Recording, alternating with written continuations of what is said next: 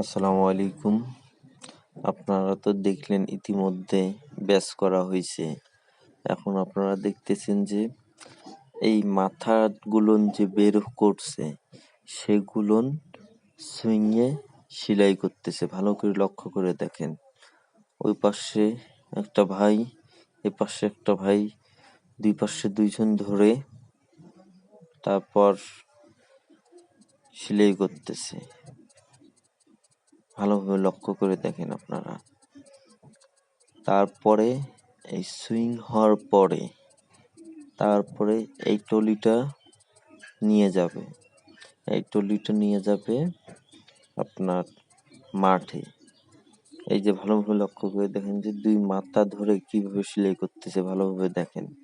এই সেলাইটা যদি না করে তাহলে ডাইং এর মেশিনের ভিতরে উঠবে না। মেশিনের ভিতরে না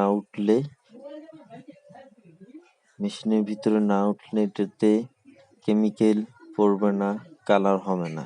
এটা কালারের জন্য এবং এই সুইংটা করার মূল উদ্দেশ্য হলো সেলাইটা না করলে সুইং হবে না। ধন্যবাদ।